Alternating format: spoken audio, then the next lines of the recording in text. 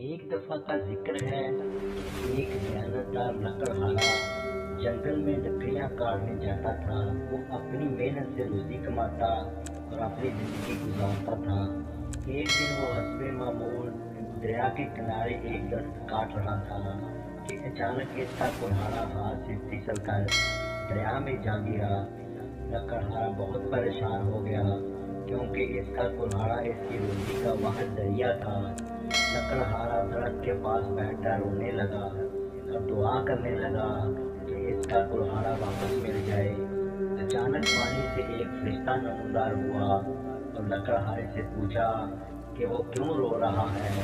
لکڑہارے نے سارا ماجرا بیان کیا کہ اس کا کلہاڑا دریا میں گر گیا ہے اور وہ اب اپنے گھر والوں کا پیٹ کیسے پالے گا۔ لکڑہارے کی ایمانداری دیکھ کر مدد کرنے کا فیصلہ کیا اور وہ دریا میں گیا اور سونے کا ایک چمکتا ہوا کلہاڑا لے کر آیا۔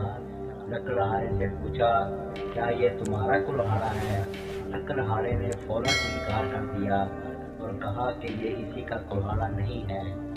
فرشتہ دوبارہ پانی میں گیا اور اس بار چاندی کا کلہاڑا لے کر آیا۔ اس نے دوبارہ لکڑہارے سے پوچھا کیا یہ تمہارا کلہاڑا ہے؟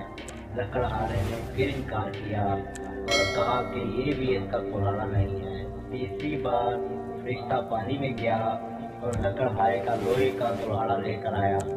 لکڑہارا خوش ہو گیا اور کہا کہ یہ اسی کا کلہاڑا ہے۔ لکڑہارے کی ایمانداری سے متاثر ہو کر فرشتے نے تینوں کلہاڑے نام میں دے دیے۔ لکڑہارا خوشی خوشی اپنے گھر واپس آیا اور اسی دن سے اس کی زندگی بدل گئی۔ اس نے ہمیشہ ایمانداری سے کام کیا اور اس کی ایمانداری کا صلہ اس سے بہترین طریقے سے ملا۔ اس کہانی سے ہمیں یہ سبق ملتا ہے کہ ایمانداری اور سچائی ہمیشہ فائدہ دیتی ہے اور جو لوگ ایمانداری کے ساتھ محنت کرتے ہیں قدرت بھی ان کی مدد کرتی ہے۔